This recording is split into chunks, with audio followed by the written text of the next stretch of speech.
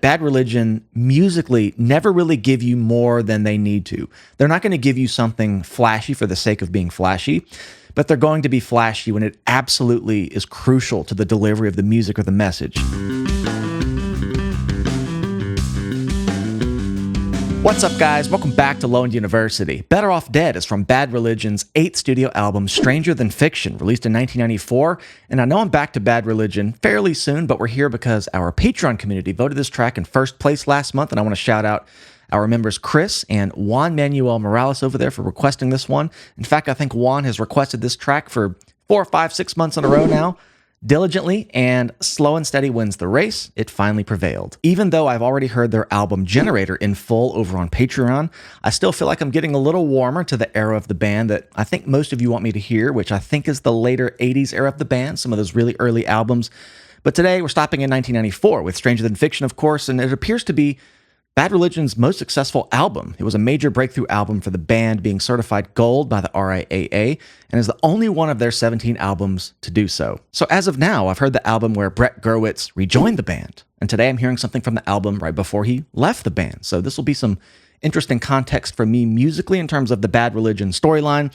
But before we start, I thought this quote I found in the press was very succinct and a really cool way of using the selling out expression. AllMusic's Jack Rabbit praised this album as, quote unquote, a rare case of selling out in reverse. Now, it's clear what that means. I've just never heard that expression used that way, and it paints a really interesting picture stylistically about a band's evolution. So without further ado, let's check this one out. Juan, you finally got your request. Here's Better Off Dead by Bad Religion.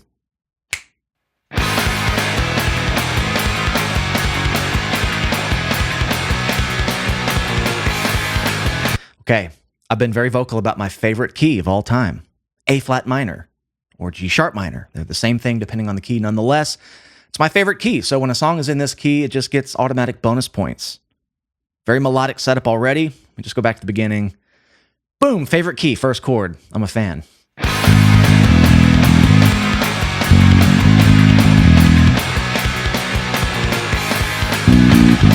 Cool.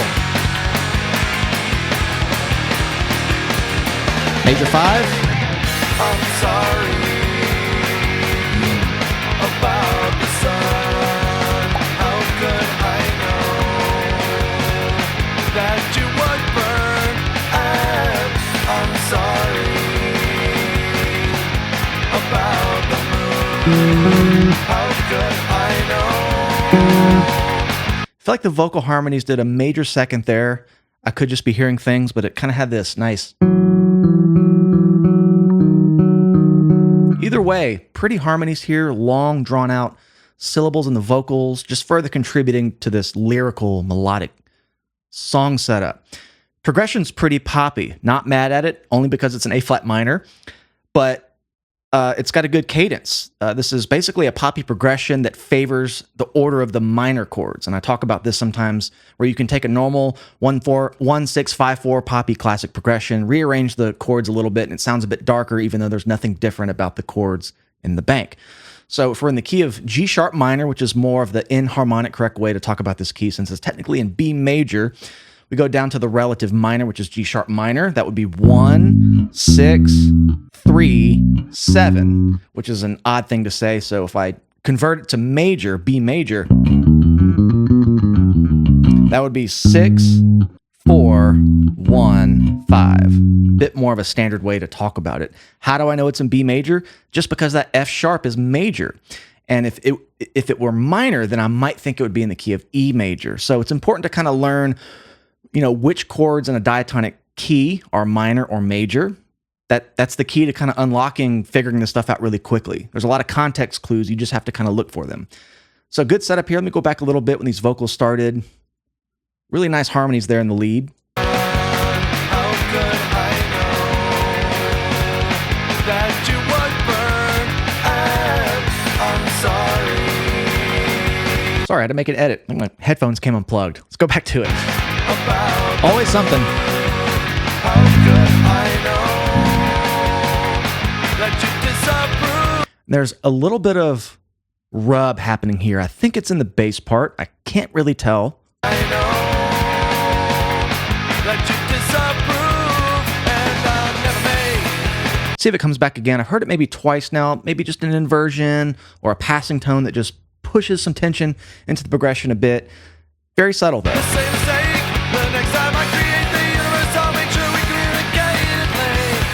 Ooh, I love that really nice walk down, starting on the relative major, on the 1, B major.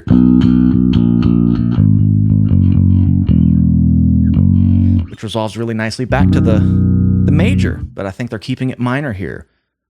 Good walk down, I love that. Nice one. Yeah, see, they didn't do it there. They went back to the E.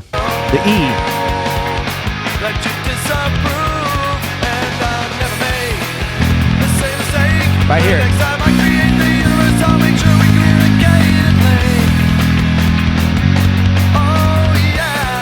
Oh, they did. Actually, I was in the wrong place. See how it goes nicely back to that B?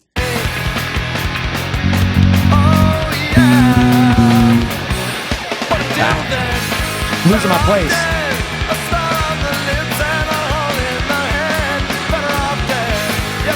Okay, bass line's all of a sudden super active. I was worried it was just going to be hugging roots the whole time. It's okay. I still love reviewing good music, but there's always a lot more to talk about when the bass player jumps out and has something going on independent, pushing against everything else going on. And you just never know where you're going to find it in Bad Religion. But when you do find it, it's always really well done. Right notes at the right time type of thing. So let's see what's going on here.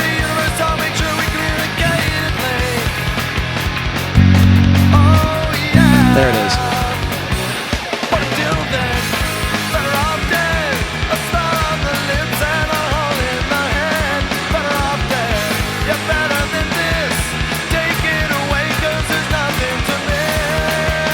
Major 5 again. I'm sorry about...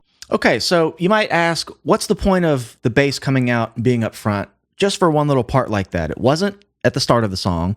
We're back into the chorus here. It's back to where it was. So what's the point of just doing that for one section? To me, it sounds like a way to get away from what you've been hearing, which is just kind of hugging the roots. You pull the listener's ear away from it, kind of direct their attention to the bass part. You're like, okay, it worked on me, right? I was like, what's going on? Then when the chorus comes back in, you get this like almost phantom impact that is not new in the song, but just because the bass is coming back, to the ground and the root notes and converging again, you get this sort of oomph in the chorus. So that's a good strategy there. Add a different bass line, draw the listener's attention maybe somewhere else to your bass part. And it kind of makes the chorus slap a little harder, even though you didn't change anything in the song. That's kind of how this section strikes me here. Let's go back and hear that bass line one more time. I want to check it out.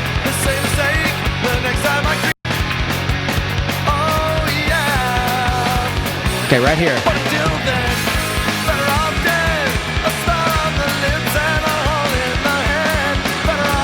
Dun, dun, dun, dun, dun, dun, dun.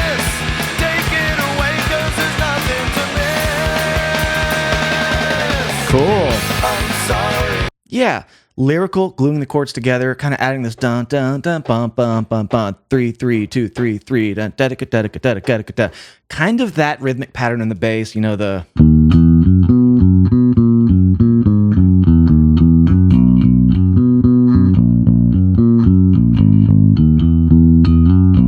just a little bit more movement. So now when it comes back again here to this chorus,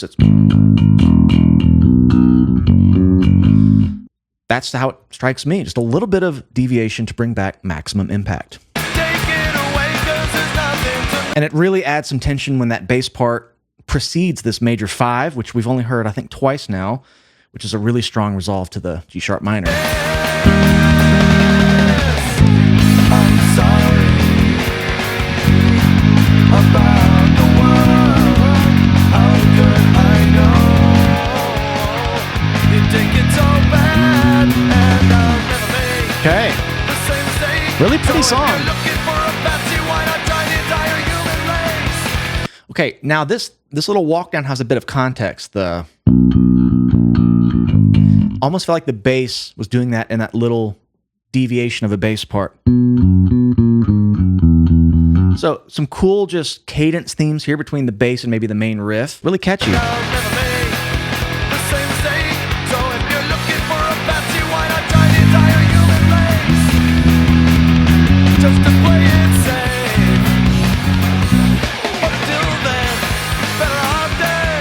for the bass part.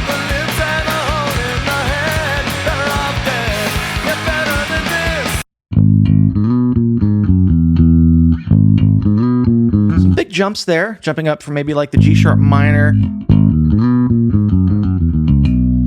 Like it, really cool.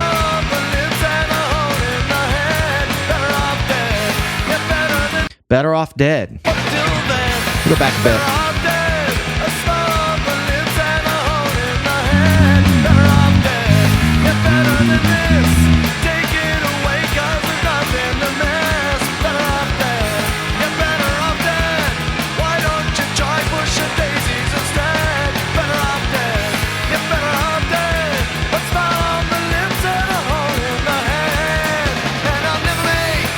Cool little walk down on the bass there too. What did it do? I think it started on that major 5 and went. Did it? Because that was a different type of walk down than we've heard, starting on a different note, but it has the same effect. Brings back in the next section really triumphantly. I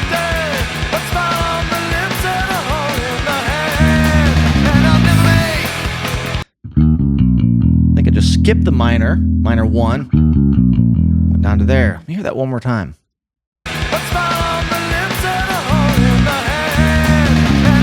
Yeah.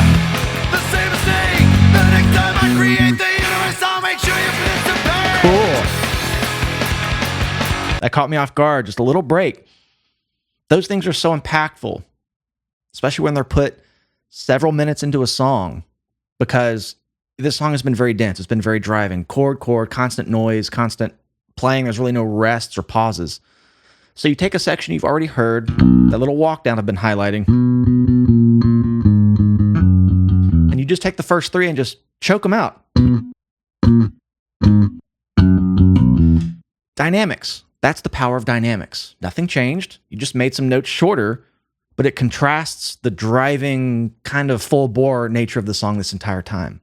That wouldn't be as effective at the 30-second mark as it is at the 2-minute and 6-second mark. See, that's the kind of play here. You know, if you're writing songs, think about this stuff. Where you put it is just as important as, you know, the dynamic play itself. Has to be strategic. Has to make sense. Has to have context.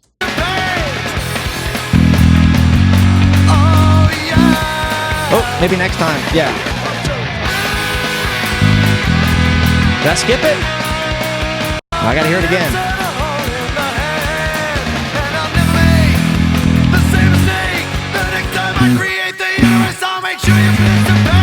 Nice.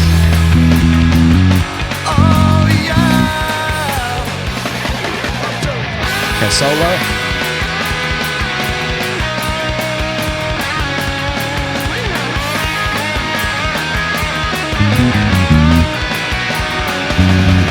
And I'll never make the same mistake. The next time I create the universe, I'll make sure it's a pain.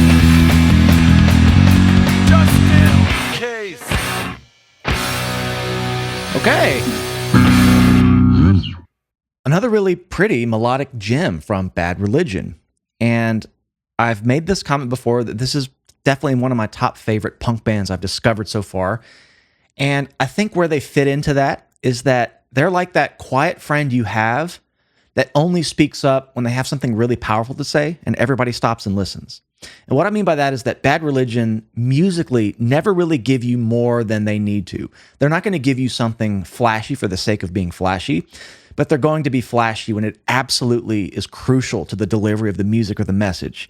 And you can even see that in their guitar solos. They're melodic, they're simple, but every now and then you'll hear this really technical thing thrown in that's just a perfect apex to what's going on in the song. Same with the bass part. There's a lot of songs I've heard from this band where Jay Bentley is just cruising along, being the support instrument. And then there'll be this really wild bass section just to transition out of something. And it's like, whoa, it just has a different kind of impact because he's not doing that all the time. That's what I've come to love about this band. And, you know, I love this song simply because it was in G sharp minor. Sounds great. The vocals were great, melodic. Better Off Dead is a really roll off the tongue lyric. I like the way it came across phonetically. So thank you, Juan, for requesting Bad Religion, Better Off Dead over on Patreon. If you'd like to come support the channel further, please come find us over there, patreon.com/LoneUniversity. We do full albums every single month. I've done 2 Bad Religion albums now, and I've even put one of those on YouTube. That was The Process of Belief. I'll link that here in the end screen if you want to go find it. And if you've enjoyed this video, please make sure you subscribe to the channel. I love you all. We'll see you in the next one.